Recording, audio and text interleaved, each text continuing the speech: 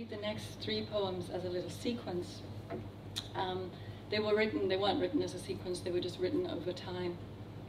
As Lani said, I recently moved to Ennistimon, but I used to live in Tipperary, and my great sanctuary there was the woods and the trees just beside my house on the side of Schlieglemann. I used to walk in those woods a lot.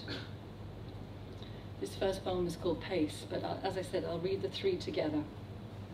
Pace. Like a woman who goes to her lover's room when he is not there, I go to the woods.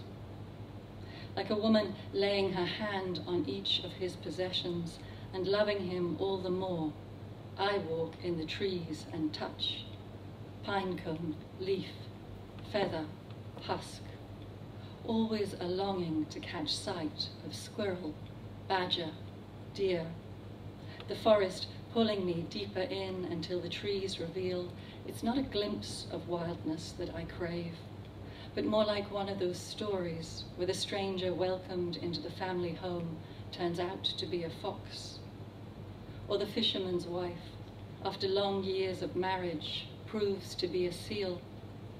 Sometimes my need is to lie down beneath the pines, to curl, heart to earth, only the breath, only fur.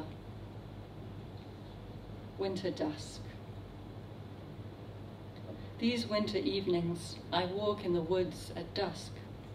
It is so dark in the trees I can barely see, just outlines and branches, not even the twigs in front of my face.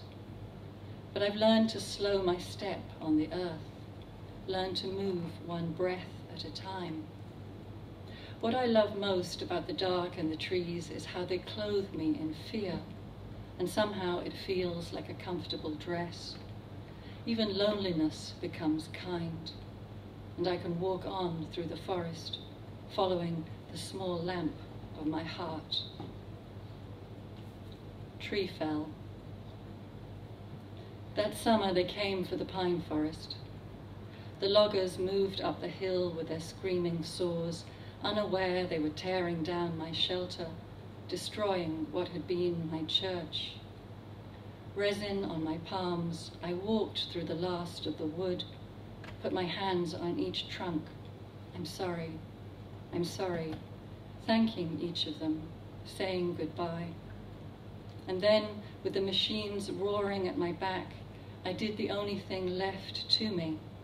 I took off my dress and walked naked through the trees.